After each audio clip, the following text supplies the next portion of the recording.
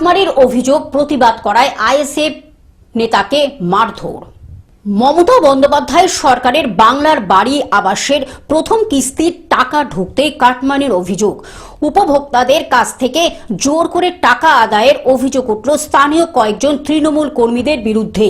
এর প্রতিবাদ করায় ও সংবাদ মাধ্যমে মুখ খোলায় গত কয়েকদিন আগে আক্রান্ত হলেন মগরাহাট পশ্চিমের আইএসএফ নেতা আজিজ আল হাসান। গুরুতরভাবে তার নাকে, মুখে ও মাথায় আঘাত পায়। স্থানীয় এক নার্সিং হোমের ভর্তি করা হয়েছিল। এখন সে কিছুটা সুস্থ অবস্থায় আছে। ঘরের টাকা দাবি করছিল, আবাস যোজনার টাকা সাধারণ মানুষকে, যারা সাধারণ মানুষ, গরিব মানুষ যারা পেয়েছে তাদের কাছ থেকে দাবি করছিল 10,000 টাকা, 20,000 টাকা, যে যেমন পারে দাবি করছিল মেম্বাররা। তো অভিষেক বন্দ্যোপাধ্যায় বলেছে যে ঘরের টাকা কাউকে কাটমানি দেবে না।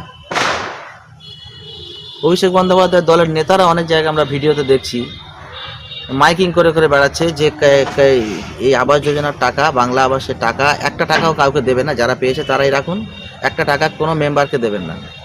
তো সেটা আমি যখন বলেছি আমার গ্রামের মানুষকে, আমার বিধানসভার মানুষকে যে কেউ টাকা দেবে না, তখন তৃণমূলের যারা মেম্বার আছে, অঞ্চলে যারা আছে, তারা আমার উপরে অতর্কিতভাবে এইভাবে হামলা করেছে।